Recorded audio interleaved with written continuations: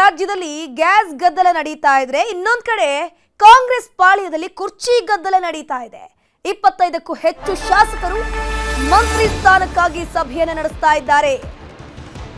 ಇಲ್ಲಿ ರಾಜ್ಯದಲ್ಲೇ ಎಲ್ಲವೂ ಕೂಡ ಅಲ್ಲೋಲ ಕಲ್ಲೋಲ ಆಗ್ತಾ ಇದ್ರೆ ಇಲ್ಲಿ ಶಾಸಕರುಗಳಿಗೆ ಮಾತ್ರ ಮಂತ್ರಿ ಸ್ಥಾನದ ಚಿಂತೆ. 25ಕ್ಕೂ ಹೆಚ್ಚು ಶಾಸಕರು ಮಂತ್ರಿ ಸ್ಥಾನಕ್ಕಾಗಿ ಸಭೆ ನಡೆಸ್ತಾ ಇದ್ದಾರೆ. ಹೈಕಮಾಂಡ್ ಅನ್ನ ಕದ ತಟ್ಟೋಕೆ ಕಾಂಗ್ರೆಸ್ ಶಾಸಕರು ಚರ್ಚೆಯನ್ನು ನಡೆಸಿದ್ದಾರೆ. ಬೇಳೂರು ಗೋಪಾಲಕೃಷ್ಣ, ಅಬ್ಬಯ್ಯ ಪ್ರಸಾದ್, ಸವದಿ ನಾರಾಯಣಸ್ವಾಮಿ, ಶಿವಲಿಂಗೇಗೌಡ ಸೇರಿ ಅನೇಕರು ಸಭೆಯನ್ನು ನಡೆಸಿರೋದು. ಸಂಪುಟ ಪುನರ್ರಚನೆಗೆ ಒತ್ತಡ ಹೇರೋಕೆ ತೀರ್ಮಾನ ಮಾಡಲಾಗಿದೆ.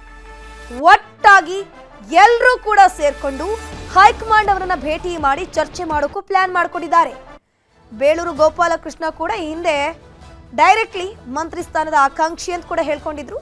ದೆಹಲಿಗೆ ಹೋಗಿ ಹೈಕಮಾಂಡ್ ಭೇಟಿಗೂ ಕೂಡ ಈ ತಂಡ ನಿರ್ಧಾರವನ್ನ ಮಾಡಿದೆ. ಮಂತ್ರಿ ಸ್ಥಾನಕ್ಕಾಗಿ 25ಕ್ಕೂ ಹೆಚ್ಚು ಶಾಸಕರು ಡಿಮ್ಯಾಂಡ್ ಅನ್ನ ಮಾಡ್ತಿದ್ದಾರೆ. ಮೊದಲ ಬಾರಿ ಶಾಸಕರಾದವರು ಕೂಡ ಈ ಹಿಂದೆ ಡಿಮ್ಯಾಂಡ್ ಅನ್ನ ಮಾಡ್ತಾ ಇದ್ರು. ಬಟ್ ಡಿಸಿಎಂ ಸ್ಪಷ್ಟನೆಯನ್ನ ಕೊಟ್ಟಿದ್ರು. ಏನಪ್ಪಾ ಅಂತಂದ್ರೆ ಮೊದಲ ಬಾರಿ ಶಾಸಕರಾದವರಿಗೆ ಈ ಬಾರಿ ಮಂತ್ರಿ ಸ್ಥಾನ ಸಿಗೋದಿಲ್ಲ ಅನ್ನುವಂಥದ್ದು ಸ್ಪಷ್ಟೋತ್ತರವನ್ನ ಹೈಕಮಾಂಡ್ ಸಮೇತ ಕೊಟ್ಟಿತ್ತು. ಈಗ ಹಿರಿಯ ಶಾಸಕರ ಸರದಿ. ಅವರು ಈಗ 25ಕ್ಕೂ ಹೆಚ್ಚು ಶಾಸಕರು ಏನ್ ಮಾಡ್ತಿದ್ದಾರೆ, ಕುರ್ಚಿ ಕೋಲಾಹಲ ನಡೆಸ್ತಾ ಇದ್ದಾರೆ. ಒಟ್ಟಾಗಿ ಸಭೆಯನ್ನು ನಡೆಸಿ ಒಂದಷ್ಟು ವಿಚಾರಗಳನ್ನ ಚರ್ಚೆ ಮಾಡಿಬಿಟ್ಟು ಹೈಕಮಾಂಡ್ ಭೇಟಿಯನ್ನ ಮಾಡುವಂತಹ ಚಾನ್ಸಸ್ ಜಾಸ್ತಿ ಆಗಿದೆ. ಒಂದ್ ಕಡೆ ರಾಜ್ಯಾದ್ಯಂತ ಗ್ಯಾಸ್ ಟ್ರಬಲ್ ಆಗ್ತಾ ಇದೆ. ಹೋಟೆಲ್ಗಳು ಮುಚ್ಚುವಂತಹ ಹಂತಕ್ಕೆ ಬರ್ತಾ ಇದೆ. ಶಾಲಾ ಹಾಸ್ಟೆಲ್ಗಳಲ್ಲಿ ಮಕ್ಕಳಿಗೆ ಸರಿಯಾಗಿ ಊಟ ಸಿಗ್ತಾ ಇಲ್ಲ, ಗ್ಯಾಸ್ ಸಿಗ್ತಾ ಇಲ್ಲ. ಆಟೋ ಚಾಲಕರು ಪರದಾಟ ನಡೆಸ್ತಾ ಇದ್ದಾರೆ. ಗೃಹ ಬಳಕೆ ಕಮರ್ಷಿಯಲ್ ಸಿಲಿಂಡರ್ ಸಮಸ್ಯೆ ಆಗ್ತಿರುವಂತಹ ಹೊತ್ತಲ್ಲಿ ಈ ಶಾಸಕರಿಗೆ ಮಾತ್ರ ಮಂತ್ರಿ ಸ್ಥಾನದ ಟೆನ್ಷನ್ ಆಗೋಗ್ಬಿಟ್ಟಿದೆ. ಸಭೆ ಬಳಿಕ ಶಾಸಕರಾದ ಬೇಳೂರು ಗೋಪಾಲಕೃಷ್ಣ ಹಾಗೂ ಶಿವಲಿಂಗೇಗೌಡ ಸಂಪುಟ ಪುನರ್ರಚನೆ ಬಗ್ಗೆ ನಡೆದಂತಹ ಚರ್ಚೆ ಇದು ಅಷ್ಟೇ ಅಂತ ಸ್ಪಷ್ಟನೆಯನ್ನ ಕೊಟ್ಟರು. ಎಲ್ಲ ನಮ್ಮ ಹಿರಿಯ ಸ್ನೇಹಿತರು 3 ಬಾರಿ 4 ಬಾರಿ 5 ಬಾರಿ ಗೆದ್ದಂಥ ಹಿರಿಯ ನಾಯಕರು ಮತ್ತು ನಾವೆಲ್ಲ ಸೇರಿ ಒಂದು ಚರ್ಚೆಯನ್ನು ಮಾಡಿದ್ದೀವಿ. ಈ ಚರ್ಚೆ ಅಂದರೆ ಮುಂದಿನ ಇದರಲ್ಲಿ ಪಕ್ಷದ ಒಳ್ಳೆಯದಕ್ಕಾಗಿ, ಪಕ್ಷದ ಒಳಿತಿಗಾಗಿ ಒಂದು ನಾವೆಲ್ಲ ಸೇರಿ ಮುಂದೆ ಏನಾಗಬೇಕನ್ನೋ ರೀತಿಯಲ್ಲಿ ಚರ್ಚೆ ಮಾಡಿದ್ದೀವಿ. ಹಾಗೆ ನಮ್ಮ ಕ್ಷೇತ್ರಗಳಲ್ಲಿ ಏನೇನಾಗಬೇಕು ಅದ್ರ ಬಗ್ಗೆನೂ ಚರ್ಚೆ ಮಾಡಿ ಮುಂದೆ ನಾವು ಕೆಲವು ಮಂತ್ರಿ ಸ್ಥಾನಗಳನ್ನು ಕಲ್ಪಿಸಿಕೊಡ್ಬೇಕು ಅನ್ನೋದು ಚರ್ಚೆ ಆಗಿದೆ. ಅದನ್ನು ಹೈಕಮಾಂಡ್ ಮುಂದೆ ಇಡಬೇಕು ಅನ್ನೋದು ನಾವೆಲ್ಲ ಎಲ್ಲ ನಮ್ಮ ಹಕ್ಕುಗಳನ್ನು ಕೇಳಿದ್ದೀವಿ, ಅಷ್ಟೇ ಕೇಳಿದ್ದೀವಿ. ನಾವು ಚರ್ಚೆ ಮಾಡಿದ್ದೀವಿ. ರೀಶಫಲ್ ಮಾಡಿಕೊಡ್ಬೇಕು. ಈಗ ಆಯಿತು, 2.5 ವರ್ಷ ಆಗೋಯ್ತು. ಬೇರೆಯವ್ರಿಗೆ ಒಂದು ಅವಕಾಶ ಮಾಡಿ ಪಕ್ಷ ಮುಂದೆ ಬರಲಿಕ್ಕೆ ಅವಕಾಶ ಆಗಬೇಕು ಅನ್ನೋದು ನಮ್ಮಲ್ಲರೂ.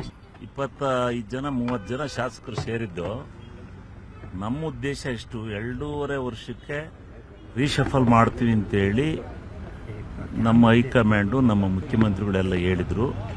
ಅದನ್ನು ಜಲ್ದಿ 2.5 ವರ್ಷ ಆಯ್ತಾ ಬಂತು ಮಾಡಿ ಅಂತ. ನಮ್ಮದು ಯಾವುದೇ ನಾಯಕತ್ವದ ವಿರುದ್ಧ ಅಲ್ಲ, ಯಾವುದೇ ಪಕ್ಷದ ವಿರುದ್ಧ ಚಟುವಟಿಕೆ ಅಲ್ಲ. ನಮ್ಮ ಸಮಾನ ಮನಸ್ಕರೆಲ್ಲ ಸೇರಿ ನಮಗೆ ರೀಶಫಲ್ ಮಾಡಿ, ನಮಗೆ ಯಾರ್ಯಾರಿಗೆ ನಿಮ್ಗೆ ಅವಕಾಶ ಸಿಗುತ್ತೋ ನಿಮಗೆ ಬಿಟ್ಟಿದ್ದು, ನೀವು ಯಾರಿಗೆ ಕೊಡ್ತೀರೋ ಅವರಿಗೆ ಕೊಡಿ, ನಮಗೆ ಕೊಡಿ ಅಂತಲ್ಲೇ ನಾವು ಕೇಳೋದಿಲ್ಲ. ನೀವು ಯಾರ್ಯಾರಿಗೆ ಹೇಳಿದಿರಿ ಅವರಿಗೆ ರೀಶಫಲ್ ಜಲ್ದಿ ಮಾಡಬೇಕು ಅನ್ನೋದನ್ನ ಅವರಿಗೆ ಮನವರಿಕೆ. ನಾನು ಪ್ರಮುಖ ಆಕಾಂಕ್ಷಿ ಆಗಿದ್ದೀನಿ. ನನಗೆ ಹಿಂದೆ ನಾನು ಆ ಪಕ್ಷಕ್ಕೆ ನಮ್ಮ ಪಕ್ಷಕ್ಕೆ ಸೇರಬೇಕಾದ್ರೆ ನನಗೆ ಹೇಳಿದರು. ಅದನ್ನು ನಾನು ಮನವರಿಕೆ ಮಾಡ್ತಾ ಇದ್ದೀನಿ. ರೀಶಫಲ್ಲೇ ಆಗಿಲ್ಲ, ಅದರಿಂದ ರೀಶಫಲ್ ಅದಕ್ಕೆ ಕೊಡ್ತಾರೆ ಅಂತ. ರೀಶಫಲ್ ಆದ್ರೆ ಸಿಗುತ್ತೆ ಅನ್ನೋ ಭರವಸೆಲಿದ್ದೀನಿ. ಅದು ಇದ್ರ ಬಗ್ಗೆ ಹೆಚ್ಚಿನ ಮಾಹಿತಿ ನೀಡ್ತಾ ಹೋಗ್ತಾರೆ ನಮ್ಮ ಪ್ರತಿನಿಧಿ ಕಾರ್ತಿಕ್. ನೇರ ಸಂಪರ್ಕದಲ್ಲಿ ಜಾಯ್ನ್ ಆಗಿದ್ದಾರೆ. ಕಾರ್ತಿಕ್, ಒಂದ್ ಕಡೆ ಗ್ಯಾಸ್ ಟ್ರಬಲ್ ಸಮಸ್ಯೆಯನ್ನ ಜನರು ಎದುರಿಸ್ತಾ ಇದ್ರೆ, ಇನ್ನೊಂದ್ ಕಡೆ ಶಾಸಕರಿಗೆ ಮಾತ್ರ ಮಂತ್ರಿ ಸ್ಥಾನದ ಟೆನ್ಷನ್ ಶುರುವಾಗಿ ಹೋಗ್ಬಿಟ್ಟಿದೆ. ಸದ್ಯಕ್ಕೆ ಈ ಒಂದು ಸಭೆಯಲ್ಲಿ ಎಷ್ಟು ಜನ ಶಾಸಕರು ಭಾಗಿಯಾಗಿದ್ರು, ಅವರ ಡಿಮ್ಯಾಂಡ್ ಏನೇನು ಅಂತ? ಧನುಶ್ರೀ ಪೂಜಾರಿ, ಕಾಂಗ್ರೆಸ್ ಸರ್ಕಾರದಲ್ಲಿ 2.5 ವರ್ಷದ ಬಳಿಕ ಕ್ಯಾಬಿನೆಟ್ ಅನ್ನ ರೀಶಫಲ್ ಮಾಡಲಾಗತ್ತೆ ಅನ್ನುವಂತ ರೀತಿಯಲ್ಲಿ ಚರ್ಚೆಗಳಿತ್ತು. ಅದಕ್ಕೆ ಸಂಬಂಧಪಟ್ಟಂತೆ ಒಂದಿಷ್ಟು ಹಿರಿಯ ಶಾಸಕರು ಕೂಡ ನಮಗೆ ಸಚಿವ ಸ್ಥಾನ ಸಿಗತ್ತೆ ಅನ್ನುವಂತ ನಿರೀಕ್ಷೆಯಲ್ಲಿದ್ರು. ಆದ್ರೆ ಅದೆಲ್ಲವೂ ಕೂಡ ಈ ಸದ್ಯದ ಮಟ್ಟಿಗೆ ಹುಸಿಯಾಗಿದೆ. ಆ ಒಂದು ಕಾರಣಕ್ಕಾಗಿ ಬಜೆಟ್ ಅಧಿವೇಶನದ ನಡುವೆಯೇ ಕಾಂಗ್ರೆಸ್ನ ಹಿರಿಯ ಶಾಸಕರು ಇವತ್ತು ಸಭೆಯನ್ನ ನಡೆಸಿದ್ದಾರೆ. ಪ್ರಮುಖವಾಗಿ ಇವತ್ತು ನಡೆದಂತ ಸಭೆಯಲ್ಲಿ ಶಿವಲಿಂಗೇಗೌಡರಿದ್ರು, ಬೇಳೂರು ಗೋಪಾಲಕೃಷ್ಣ ಅವರಿದ್ರು, ಹಾಗೆ ಪ್ರಸಾದ್ ಅಬ್ಬಯ್ಯ ಸೇರಿದಂತೆ 30ಕ್ಕೂ ಹೆಚ್ಚು ಶಾಸಕರಿದ್ರು. ಅವರ ಅಜೆಂಡಾ ಒಂದೇ ಆಗಿದೆ. ಕ್ಯಾಬಿನೆಟ್ ಅನ್ನ ರಿಷಫಲ್ ಮಾಡಲೇಬೇಕು. ಜೊತೆಗೆ ನಮ್ಮಲ್ಲಿ ಯಾರಿಗೆ ಅಗತ್ಯ ಇದೆಯೋ ಅವೆಲ್ಲರೂ ಕೂಡ ಸಚಿವ ಸ್ಥಾನ ಸಿಗಲೇಬೇಕು ಅನ್ನುವಂತ ರೀತಿಯಲ್ಲಿ ಅವರು ಸಭೆ ನಡೆಸಿದ್ರು. ಪ್ರಮುಖವಾಗಿ ಸಭೆಯಲ್ಲಿ ಈ ಎಲ್ಲ ವಿಚಾರಗಳಿಗೆ ಸಂಬಂಧಪಟ್ಟಂತೆ ಚರ್ಚೆಯನ್ನ ಮಾಡಿದ್ದಾರೆ. ಜೊತೆಗೆ ಈಗಾಗಲೇ ಸಿಎಂ ಸಿದ್ದರಾಮಯ್ಯನವರಿಗೆ ಈ ವಿಚಾರಕ್ಕೆ ಸಂಬಂಧಪಟ್ಟಂತೆ ಒಂದು ಮನವಿಯನ್ನು ಮಾಡಿಕೊಳ್ಳೋದು, ಅದಾದ ನಂತರದಲ್ಲಿ ಎಐಸಿಸಿ ಅಧ್ಯಕ್ಷರಾಗಿರುವಂತಹ ಮಲ್ಲಿಕಾರ್ಜುನ್ ಖರ್ಗೆ ಅವರನ್ನು ಕೂಡ ಭೇಟಿ ಮಾಡಿ ಅವರಿಗೂ ಕೂಡ ಈ ವಿಚಾರವನ್ನ ಚರ್ಚೆ ಮಾಡಬೇಕು ಅನ್ನೋ ನಿಟ್ಟಿನಲ್ಲಿ ಕೂಡ ಇದು ನಿರ್ಧಾರವನ್ನು ತೆಗೆದುಕೊಳ್ಳಲಾಗಿದೆ. ಅದಾದ ನಂತರದಲ್ಲಿ ಬಜೆಟ್ ಅಧಿವೇಶನದ ಬಳಿಕ ಹೈಕಮಾಂಡ್ ಭೇಟಿಯನ್ನ ಮಾಡಬೇಕು, ಅಂದ್ರೆ ದೆಹಲಿಗೆ ತೆರಳಿ ಅಲ್ಲಿಯೂ ಕೂಡ ರಾಹುಲ್ ಗಾಂಧಿ ಅವರನ್ನ ಅಥವಾ ಯಾರೆಲ್ಲ ಸಾಧ್ಯ ಆಗ್ತಾರೋ ಅವರನ್ನ ಭೇಟಿ ಮಾಡಿ ಅವರೊಂದಿಗೆ ಚರ್ಚೆಯನ್ನ ಮಾಡಿ ತ್ವರಿತಗತಿಯಲ್ಲಿ ಈ ಒಂದು ಕ್ಯಾಬಿನೆಟ್ ರಿಷಫಲ್ ಆಗ್ಲೇಬೇಕು ಅನ್ನುವಂತ ಒಂದು ನಿರ್ಧಾರವನ್ನು ತೆಗೆದುಕೊಳ್ಳೋದಕ್ಕೆ ಅಲ್ಲಿ ಮನವಿಯನ್ನ ಮಾಡಿಕೊಳ್ಳುವಂತ ವಿಚಾರಕ್ಕೆ ಸಂಬಂಧಪಟ್ಟಂತೆ ಇವತ್ತು ಚರ್ಚೆಯನ್ನ ಮಾಡಲಾಗಿದೆ. ಧನುಶ್ರೀ ಪೂಜಾರಿ, ಇಲ್ಲಿ ನಾವು ಗಮನಿಸಬೇಕು, 2.5 ವರ್ಷದ ಬಳಿಕ ಈ ಒಂದು ಕ್ಯಾಬಿನೆಟ್ ನ ರಿಷಫಲ್ ಮಾಡಲಾಗುತ್ತೆ ಅನ್ನುವಂತ ಚರ್ಚೆಗಳು ಅದು ಸತ್ಯವೂ ಕೂಡ ಆಗಿತ್ತು. ಸರ್ಕಾರ ರಚನೆ ಸಂದರ್ಭದಲ್ಲಿಯೇ ಈ ಒಂದು ತೀರ್ಮಾನವನ್ನ ಹೈಕಮಾಂಡ್ ತೆಗೆದುಕೊಂಡಿತ್ತು ಅನ್ನುವಂಥದ್ದು ನಂತರದ ದಿನಗಳಲ್ಲಿ ಸರ್ಕಾರ 2.5 ವರ್ಷ ಪೂರೈಸಿದ ನಂತರದಲ್ಲಿ ಸ್ವತಃ ಕೆಲವೊಂದಿಷ್ಟು ಹಾಲಿ ಸಚಿವರು ಕೂಡ ಆ ಮಾತನ್ನ ಹೇಳ್ತಾ ಇದ್ರು. ಜೊತೆಗೆ ಹೈಕಮಾಂಡ್ ಬಯಸಿದಂತ ಸಂದರ್ಭದಲ್ಲಿ ನಾವು ನಮ್ಮ ಸಚಿವ ಸ್ಥಾನವನ್ನು ತ್ಯಾಗ ಮಾಡೋದಕ್ಕೂ ಇದ್ದೇವೆ ಅನ್ನುವಂತ ಮಾತನ್ನ ಅವರು ಬಹಳ ಸ್ಪಷ್ಟವಾಗಿ ಹೇಳಿದ್ರು. ಅದು 2-3 ಸಚಿವರು ಹೇಳಿದ್ರು. ಪ್ರಿಯಾಂಕ್ ಖರ್ಗೆ ಅವರು ಕೂಡ ಹೇಳಿದ್ರು, ಹಾಗೆ ಕೃಷ್ಣ ಬೈರೇಗೌಡರು ಕೂಡ ಹೇಳಿದ್ರು, ದಿನೇಶ್ ಗುಂಡೂರಾವ್ ಅವರು ಕೂಡ ಈ ಹೇಳಿಕೆಗಳನ್ನ ಆದ್ರೂ ಅದಾದ ನಂತರದಲ್ಲಿ ಈ ಹಿರಿಯ ಶಾಸಕರ ಒಂದು ಆಸೆ ಏನಿದೆ ಕ್ಯಾಬಿನೆಟ್ ಹೈಕಮಾಂಡ್ ಅವಕಾಶವನ್ನು ಕೊಡದಿರುವಂತ ಕಾರಣಕ್ಕಾಗಿ ಎಲ್ಲೋ ಒಂದ್ ಕಡೆ ಗೊಂದಲದಲ್ಲಿ ಹಿರಿಯ ಶಾಸಕರಿದ್ದಾರೆ. ಆ ಒಂದು ಈ ಬಜೆಟ್ ಅಧಿವೇಶನ ಮುಗಿದ ತಕ್ಷಣವಾದ್ರೂ ನಮ್ಗೆ ಅವಕಾಶ ಮಾಡಬೇಕು ಅನ್ನೋ ನಿಟ್ಟಿನಲ್ಲಿ ಇವತ್ತು ಚರ್ಚೆಯನ್ನ ಮಾಡಿದ್ದಾರೆ. ನಂತರದಲ್ಲಿ ಹೈಕಮಾಂಡ್ಗೂ ಕೂಡ ಈ ಒಂದು ಈ ಸಭೆಯ ತೀರ್ಮಾನವನ್ನ ಅಲ್ಲಿ ತಿಳಿಸುವಂತ ಕೆಲಸವನ್ನು ಕೂಡ ಮಾಡಿಕ್ಕಿದ್ದಾರೆ. ಓಕೆ ಕಾರ್ತಿಕ್, ಹಾಗೆ ಸಂಪರ್ಕದಲ್ಲಿ ಮತ್ತೆ ಕಾಂಟ್ಯಾಕ್ಟ್ ಮಾಡ್ತಾ ಹೋಗ್ತೀನಿ. ದಾವಣಗೆರೆಯ ಬೈ ಎಲೆಕ್ಷನ್ ಟಿಕೆಟ್ಗೆ ಸಂಬಂಧಪಟ್ಟಂತೆ ಕೂಡ ಲಾಬಿ ಜೋರಾಗಿ ನಡೀತಾ ಇದೆ. ಮಗ ಸಮರ್ಥ್ಗೆ ಟಿಕೆಟ್ ಅನ್ನ ಕೊಡಬೇಕು ಅಂತ ಎಸ್ ಮಲ್ಲಿಕಾರ್ಜುನ ಆಗ್ರಹ ಮಾಡ್ತಿದ್ದಾರೆ. ದಾವಣಗೆರೆಯಲ್ಲಿ ಬೈ ಎಲೆಕ್ಷನ್ ಸರದಿ ಇದೆಯಲ್ವಾ, ಇಲ್ಲೂ ಕೂಡ ಈಗ ಎಸ್ ಮಲ್ಲಿಕಾರ್ಜುನ ಅವರು ತಮಗೆ ಟಿಕೆಟ್ ಕೊಡಬೇಕು ಅಂತ ಡಿಮ್ಯಾಂಡ್ ಮಾಡ್ತಾ ಇರೋದು. ಎಲ್ಲಾ ವರ್ಗದ ಮುಖಂಡರನ್ನ ಕರೆತಂದು ಟಿಕೆಟ್ಗೆ ಬೇಡಿಕೆಯನ್ನು ಇಟ್ಟಿರೋದು.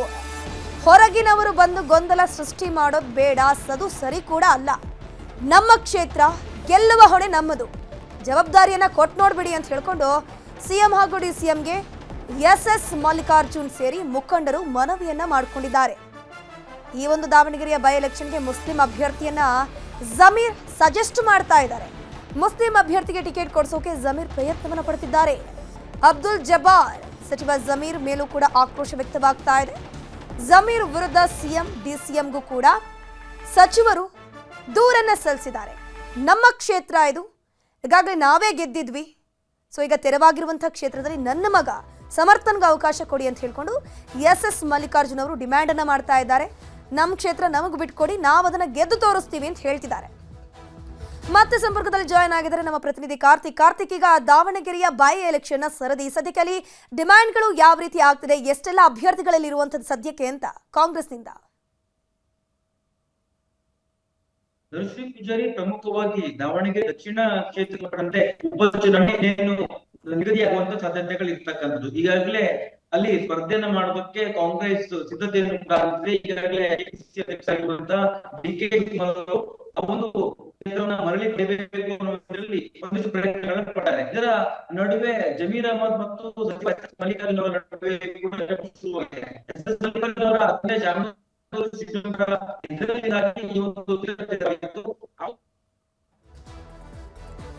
ಸಂಪರ್ಕ ಕಡಿತಗೊಂಡಿದೆ, ಗಮನಿಸ್ತಾ ಹೋಗಬಹುದು. ಈಗ ಎಸ್ ಮಲ್ಲಿಕಾರ್ಜುನ್ ಅವರು ಕೂಡ ತಮ್ಮ ಕುಟುಂಬಕ್ಕೆ ಟಿಕೆಟ್ ಬೇಕು, ನನ್ನ ಮಗನಿಗೆ ಸಮರ್ಥನಿಗೆ ಟಿಕೆಟ್